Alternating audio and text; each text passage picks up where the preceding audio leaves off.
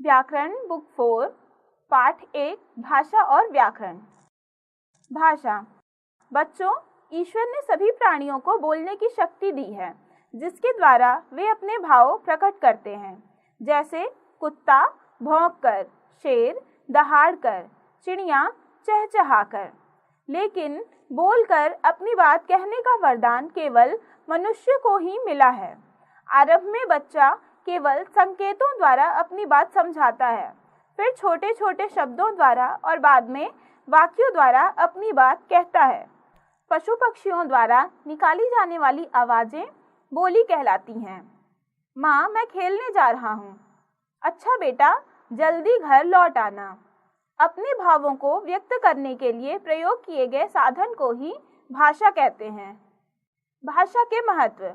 भाषा का हमारे जीवन में अत्यधिक महत्व है। हमारे जीवन में रोज बहुत सी घटनाएं होती रहती हैं। हम उन घटनाओं को देखते हैं, उनके बारे में सोचते हैं और उनके बारे में दूसरों को बताते हैं। ऐसा करने के लिए हमें भाषा का सहारा लेना पड़ता है। यहाँ स्कूल जा रहे विद्यार्थी आपस में बातें कर रहे हैं। वे अपने अपने मन के भावों को बोलकर प्रकट कर रहे हैं। इस चित्र में विद्यार्थी पत्र लेखन का अभ्यास कर रहे हैं। वे अपनी उत्तर पुस्तिकाओं पर लिखकर अपने भावों को प्रकट कर रहे हैं। भाषा वह साधन है जिसके द्वारा हम अपने विचार दूसरों तक पहुंचा सकते हैं तथा दूसरों के विचार समझ सकते हैं।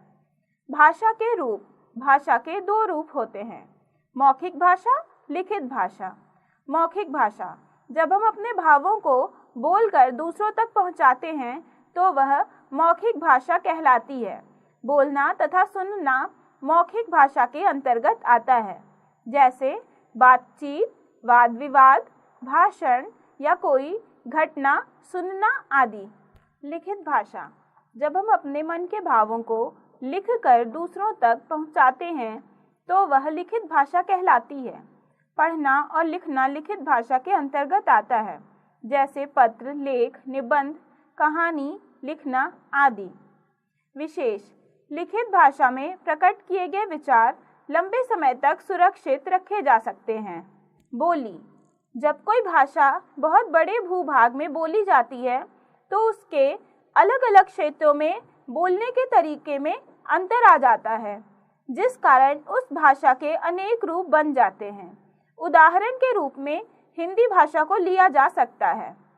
पश्चिमी उत्तर प्रदेश में इसके बोलने का ढंग अलग है तथा पूर्वी उत्तर प्रदेश में अलग है।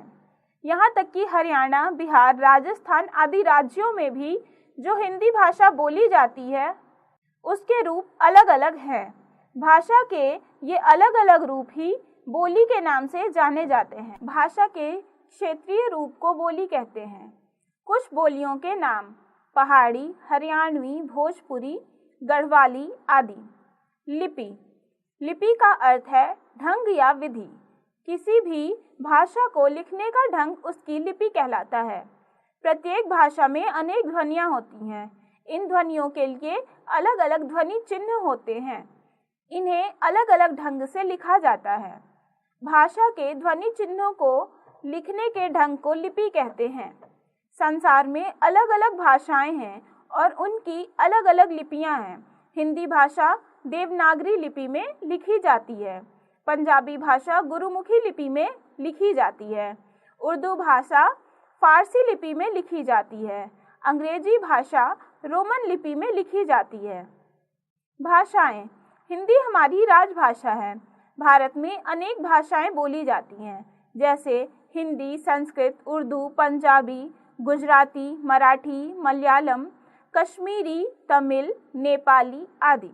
इसी प्रकार विश्व के प्रत्येक देश की अपनी भाषा होती है, जैसे इंग्लैंड की अंग्रेजी, रूस की रूसी, जापान की जापानी और पाकिस्तान की उर्दू आदि। हिंदी भाषा को 14 सितंबर 1949 को राजभाषा घोषित किया गया था। तब से 14 सितंबर के दिन को प्रतिवर्ष हिंदी दिवस के रूप में मनाया जाता है। व्याकरण। प्रत्येक भाषा के अपने नियम होते हैं। इन्हीं नियमों से भाषा के शुद्ध होने का पता चलता है। नियमों की सहायता से हम भाषा को शुद्ध रूप में लिखना और बोलना सीखते हैं। इसे व्याकरण कहते हैं। भाषा के प्रयोग में कोई गलती न हो, इसके लिए व्याकरण का ज्ञान होना बहुत आवश्यक है। व्याकरण के मुख्यतः 3 अंग हैं: वर्ण विचार, शब्द विचार, वाक्य विचार। पाठ पढ़कर हमने जाना, भाषा भावों व विचारों को व्यक्त करने का माध्यम है। किसी भी भाषा को लिखने की विधि लिपि कहलाती है। क्षेत्र विशेष में बोले जाने वाली भाषा बोली कहलाती है। भाषा के शुद्ध रूप का ज्ञान व्याकरण द्वारा होता है।